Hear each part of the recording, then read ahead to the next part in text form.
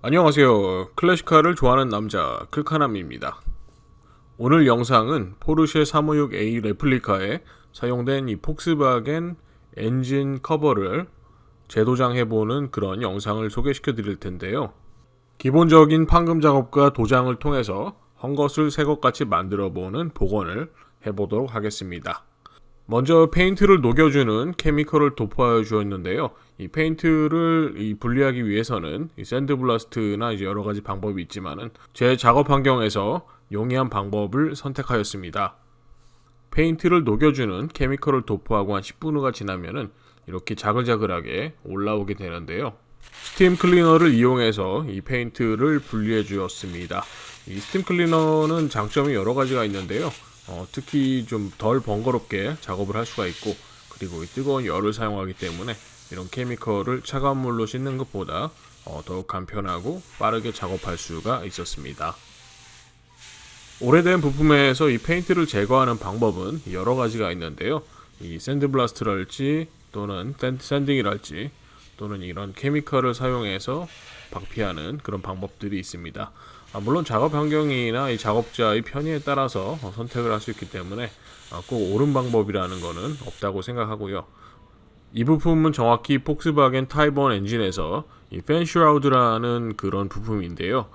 이 부품은 좀 문제가 있었는데 이 위쪽 부분이 납작하게 찌그러지어서 원래는 좀 이렇게 동그랗게 이 크라운 잡혀 있어야 되는데 어떤 이유에서인지 그 모양이 제대로 잡히지 않았습니다. 그렇기 때문에 이제 바디 필러를 사용해서 크라운을 새로 넣어줄 건데요. 60번 샌드페이퍼를 사용해서 이 골고루 이 페인트 잔여 물질이 없을 정도까지 잘 샌딩을 해주었습니다. 또 이 손가락이 이렇게 들어가기 힘든 곳은 이 스카치 브라이트 패드라는 것을 사용해서 잘 샌딩해 주었고요. 팬슈라우드 위쪽 부분이 균일하게 이 라운드가 젖어 있어야 되는데요. 지금 펜으로 이렇게 그은 거 보시다시피 이 한쪽 부분만 이렇게 좀 찌그러져 있고 상당히 편편한 그런 부분이 있어서 이 바디 필러를 사용해서 수정해 주도록 하겠습니다. 이런 부분은 눈에 별로 안 띌 것 같지만은 이 엔진 베이에 막상 설치가 되면은 이 페인트의 하이라이트이 다르게 보이기 때문에 상당히 눈에 거슬렸습니다. 원래 오리지널 이 팬슈라우드 위쪽이 약간은 편편한데요. 이 공장에서 이제 프레스로 이제 만들면서 어쩔 수 없이 이 레디어스가 좀 편편하게 만들어지는 그런 경향이 있는 것 같은데 이번 거 같은 경우는 거의 불량이 확실하기 때문에 수정이 필요했습니다. 자동차 바디 판금에 쓰이는 이 바디 필러 퍼티를 사용해서 이 면을 새로 잡아줄 텐데요.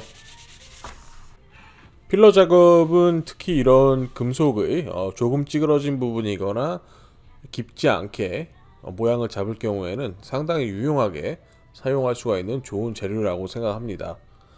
베이스 필러와 이 카탈리스트를 섞어서 이 두 가지를 섞어 쓰는 타입인데요. 처음에는 이렇게 이 모양을 잡기가 쉽지만은 나중에 천천히 굳으면서 나중에는 돌같이 딱딱해져서 이 샌딩을 통해서 모양을 잡을 수 있는 그런 재료라고 할 수 있겠습니다. 기본적인 필러 도포 후에 60번 샌드페이퍼를 사용해서 기본적인 처음 모양을 잡기 시작하는데요.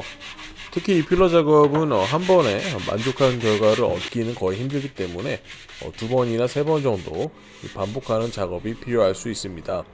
두 번 정도의 필러 작업 후에 만족할 수 있는 면을 얻을 수 있었는데요. 이 필러 작업이 또 반복과 이 샌딩을 계속 해야 되는 작업이기 때문에 좀 노동이 필요한 작업이기도 하고 또 경우에 따라서는 이 파워툴을 사용하는 것이 좋은 경우가 많다고 할 수 있겠습니다.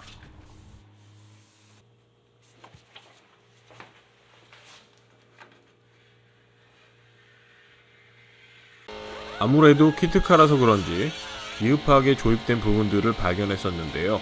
이 쇠가 다듬어진 부분들이 날카로운 부분들이 있어서 에어 그라인더를 사용해서 엣지 부분들을 다듬어 주었습니다. 자, 드디어 여러 과정을 통해서 만족할 만한 결과를 얻었는데요. 이 페인트 작업이란 것 또한 이 베이스 작업이 굉장히 중요하기 때문에 많은 시간을 투자할수록 좋은 결과가 나올 수 있다고 생각합니다. 날카롭거나 모양이 잘 잡히지 않은 엣지도 다듬어 주었는데요. 특히 이런 부분은 이 엔진의 진동이 이 엔진 블락에 닿는 부분이기 때문에 깨끗하게 다듬어 주는 것이 중요하다고 할 수 있습니다. 페인트 칠을 하기 전에 테스트 핏을 해보았는데요. 모두 보기 좋게 잘 맞음을 알 수 있습니다. 이번 작업은 모두 스프레이 캔 에나멜을 사용해 주었는데요. 물론 제대로 된 자동차 페인트를 올리면 좋겠지만 특히 이런 엔진 이 커버나 이런 거 같은 경우에는 에나멜을 사용해도 충분히 좋은 결과를 얻을 수가 있고 오히려 실차에 근접한 효과를 얻을 수 있는 장점이 있습니다. 프라이머 칠을 마친 후에 이제 파이널 코트를 올려줄 건데요.